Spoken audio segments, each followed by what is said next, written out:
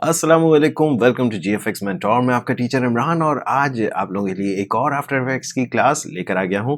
और आज की क्लास देख करके आपको वाकई लगेगा कि हाँ जी, हम इंटरमीडिएट लेवल पर आ चुके हैं। तो आज की क्लास में हम देखेंगे graph editor.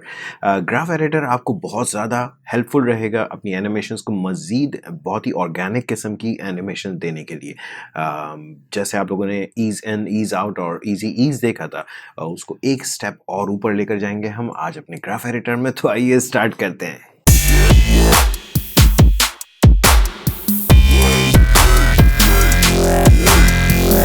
Alright, welcome back. So first of all यहाँ पर हमने एक न्यू कॉम्पोजिशन ले ली और सिंपली वही जो मैं यूजुअली लेता हूँ, full H D and 25 FPS 10 seconds की, राइट। वैसे 10 सेकेंड्स की ज़रूरत तो नहीं, लेकिन फिर भी ले ली, कोई मसला नहीं। ऑलराइट, इसको ओके करें एंड सबसे पहले हमने बनाना है एक अदद वेक्टर शेप। अच्छा, बाय द वे, जो वेक्टर शेप्स वाली क्लास थी उसमें मैंने आप लोगों को कुछ तरीके बताए थे कि अपना एंकर पॉइंट सेंटर में किस तरह से लाना है। अगर आप यहाँ नोट करें तो मैं जब भी बनाता हूँ मेरा एंकर पॉइंट खुद ही सेंटर में आ रहा है। ये टिप मुझे दी उसी क्लास में कमेंट्स में अल्लाह रखा ने, एंड थैंक यू अल्लाह रखा। करना क्या है, अगर आपके पास आफ्टर इफेक्ट्स का वर्जन 2018 या 19 है, आई डोंट नो अबाउट पुराने वर्जन्स का उसमें ये ऑप्शन है या नहीं, बट आपने सिंपली जाना है प्रेफरेंसेस में। प्रेफरेंसेस कहाँ से आएंगी, आपने simply edit edit preferences and general, इसमें जाना है और आपके सामने ये पैनल आ जाएगा। इसमें यहाँ पर ये centre anchor point in new shape layer. Now ये तरीका मुझे सबसे ज़्यादा बेस्ट लगा। अदरवाइज दो और आइडियाज़, आई मीन एक और आइडिया दिया था दो लोगों ने, एंड दैट वाज फ्रॉम अल्लाह रखा। नहीं, अल्लाह रखा ने तो मुझे ये बताया था। दूसरे जो थे हैदर ख़ान और आई थिंक रफ़ी ख़ान थे, शायद मेरे पास लिखा हुआ नाम। यस, इन्होंने जो बताया था वो ये था कि आप सिंपली अगर आपने ये नहीं अप्लाई किया हुआ है, फॉर एग्ज़ाम्पल अगर आपके पास ये ऑप्शन नहीं है तो आप ये कर सकते हैं। मैं ज़रा ये I don't know for some reason मेरे प्रेफरेंसेस इतनी देर में क्यों खुल रही है, पर अगर ये आपने चेक नहीं है आपके पास तो आप ये कर सकते हैं कि आपने बना लिया और उसके बाद इसके ट्रांसफॉर्म में एंकर पॉइंट पे जाएं, कंट्रोल ऑल्ट होम जैसे ही आप प्रेस करेंगे, कीबोर्ड पर होम का बटन दिया हुआ है, ये आपका एंकर पॉइंट उठ के इसके सेंटर में आ जाएगा। सो ये भी टिप अच्छी है, बट आई बिलीव मुझे जो सबसे ज़्यादा कन्वीनियंट लग रहा है वो वही है कि अगर आप प्रेफरेंसेस में जाकर अगर ये आपके पास ऑप्शन है तो प्लीज़ इसको चेक लगा दें। This is an ultimate thing. So simply आप जाएंगे यहाँ पर, सॉरी नॉट ये वाला centre anchor point in new shape layers. जैसे आप इस पर चेक लगा दें, ओके कर दें, और अब आप जब भी अपना शेप बनाएंगे आपका एंकर पॉइंट खुद ब खुद इसके सेंटर में आ जाएगा। याद रखिएगा कि अगर आप दो शेप्स बनाना चाह रहे हैं तो पहले पिछला वाला शेप डी सेलेक्ट करें और फिर बनाएं, अदरवाइज क्या होगा कि उसी पे मास्क कर देगा। ठीक है ना, thank you Allah Rakha, this was an amazing tip. Right, so मैं सिंपली एक अपना छोटा सा शेप बना रहा हूँ और इसको मैं पोजीशन पे एनिमेट करना चाह रहा हूँ। सो मैंने पी दबाया, पोजीशन पे 1 सेकंड में मैं इसको उठाकर यहाँ पर लेकर आ रहा हूँ। ठीक हो गया, एंड अपना वर्क एरिया मैं यहाँ तक रख रहा हूँ। ठीक है, ज़रा इसको प्रीव्यू करें, ये बड़ी सिंपल सी लीनियर सी एनिमेशन हो रही है। नाउ रिमेंबर, आप लोगों ने इजी ईज देखा था, हमने दोनों को सेलेक्ट करके F9 प्रेस किया तो ये इजी ईज हो जाएगा। और अब ये स्टार्ट और एंड में स्लो है, बीच में थोड़ा सा फास्ट है। मैं अंडू कर रहा हूँ। ना करंटली मैंने अंडू कर दिया है और ये हमारी बिल्कुल सिंपल लीनियर सी एनिमेशन हो रही है। और इस वक्त मैं जा रहा हूँ यहाँ इस बटन पे, ये है आपका ग्राफ एडिटर। इस ग्राफ एडिटर में जैसे ही आप जाएंगे और अपनी पोजीशन को सेलेक्ट करेंगे तो you will be able to see a line.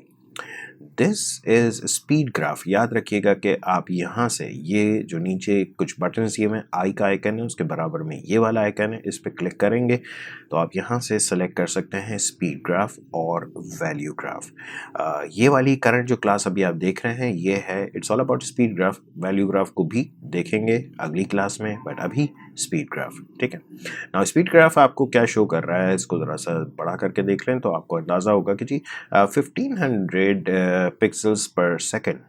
तो जिस तरह से हमारी गाड़ी की स्पीड होती है किलोमीटर्स पर आवर या माइल्स पर आवर, उसी तरह से यहाँ पे डेफिनेटली हमारा जो ऑब्जेक्ट ट्रैवल कर रहा है उसका यूनिट पिक्सल्स है, ज़ाहिर पिक्सल्स ही ट्रैवल कर रहा है, और पिक्सल्स कितनी, 1 सेकेंड में 1500 पिक्सल्स। ये है इसकी स्पीड जो लीनियर है, और ये बहुत बोरिंग सी है, राइट।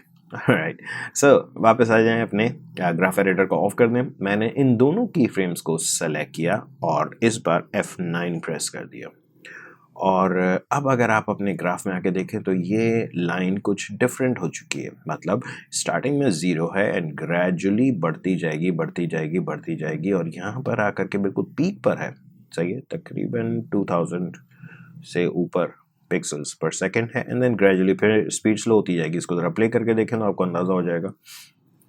सो यस, 20 से ये फास्ट है एंड एंड में ये और स्टार्ट में स्लो है ना। मैं ये चाह रहा हूँ कि जी इसको थोड़ा सा और फास्ट किया जाए स्टार्ट में, मैं ये चाह रहा हूँ। अब याद रखिएगा कि ये जो पीक है जहाँ पर होगी, मतलब यहाँ पर स्टार्टिंग पॉइंट है, यहाँ पर एंडिंग पॉइंट है, मैं अगर इन पॉइंट्स पे क्लिक करूँ तो you will be able to see these handle bars. ये हैंडल बार्स नहीं यार, हैंडल बार मोटरसाइकिल थोड़ी है कोई, curve handles, right. So curve handle का अगर मैं यहाँ से ये ड्रैग करूँ लेफ़्ट साइड की तरफ, तो हुआ ये है कि जी अब ये स्पीड यहाँ से ज़्यादा होगी, मतलब तकरीबन यहाँ पर स्पीड सबसे ज़्यादा होगी और मैं इसको मज़ीद पीछे ला रहा हूँ, ठीक है। अच्छा, बहरहाल ये अगर ग्राफ आपको बहुत छोटा लग रहा हो, मैंने अंडू कर दिया है। यहाँ पर ये आपके पास बटन दिए हुए हैं, फिट सेलेक्शन टू व्यू, इस पर क्लिक कर दें तो ये सिर्फ एक आपका जो सेलेक्टेड पॉइंट है वो आपको व्यू में दिखाएगा। लेकिन अगर आप ये वाला बटन प्रेस कर दें, fit all graph to view, click करें, अब आपको पूरी यानी कि जूम करके टाइमलाइन दिखा रहा होगा, ठीक है। नाउ मैं इसको पीछे ला रहा हूँ, ये आपका देखें कर्व चेंज होता जा रहा है, और यहाँ से मैं चाह रहा हूँ कि ग्रेजुअली नीचे से स्लो हो जाए। सो अब हमारा ग्राफ कुछ ऐसा हो गया, और इस वक्त करंटली ये होगा कि स्टार्ट ये बहुत फास्ट होगा एंड देन स्पीड इसकी स्लो हो जाएगी। चेक करें ज़रा, yes, perfect, end of course add that motion blur, ठीक है जी। एंड अब चला के देखें, और ये इससे आपको अंदाज़ा हो जाएगा कि इस जगह पे देख रहे हैं मोशन ब्लर कितना ज़्यादा है, एंड देन ग्रेजुअली आपका मोशन ब्लर कम होता जाएगा। ज़ाहिर है स्पीड स्लो हो रही है तो मोशन ब्लर भी चेंज हो रहा होगा ना। अब ये स्पीड ग्राफ मैं ये चाह रहा हूँ कि नहीं जी, हमें ऐसा नहीं चाहिए, हमें ऐसा चाहिए था कि ये एंड में तेज़ हो एंड स्टार्ट में स्लो हो, ठीक है जी। इस पर ज़रा दोबारा क्लिक कर दें ताकि आपको ये पूरा ग्राफ एक जगह दिख रहा हो ना। अब ये होगा कि स्टार्ट स्लो होगा एंड एंड फास्ट, मज़ेदार सी चीज़ है ना। Okay, perfect. नाउ ये याद रखिएगा कि आपके ये जितने भी एनिमेशंस होती हैं इन सब में हम ये ग्राफ एडिटर के थ्रू ही थोड़ी सी नेचुरल और ऑर्गेनिक मूवमेंट ला रहे होते हैं ना।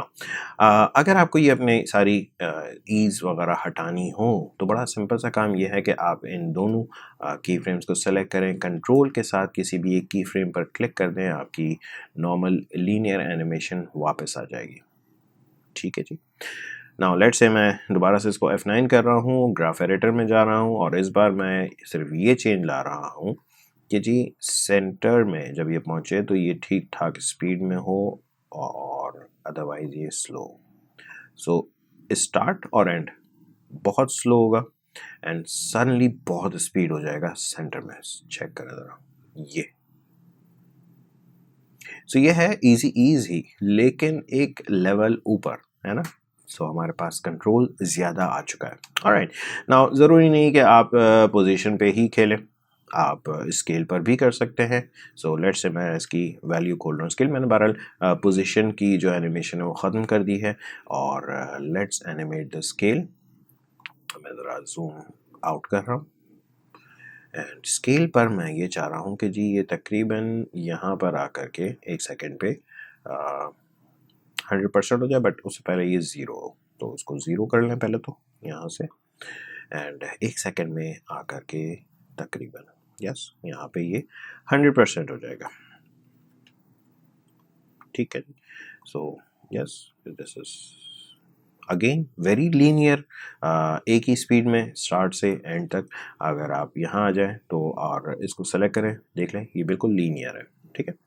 नाउ सजेस्ट यही करूँगा, पहले आप यहाँ से इसको F9 कर दें, दोनों को सेलेक्ट करके, एंड देन फिर ग्राफ एडिटर में आए तो आपको अपनी ग्राफ दिखना शुरू हो जाएगी। एंड यहाँ पर भी मैं वही चीज़ कर रहा हूँ कि जी ये आपका स्टार्ट में स्लो होगा एंड एंड में फास्ट हो जाएगा।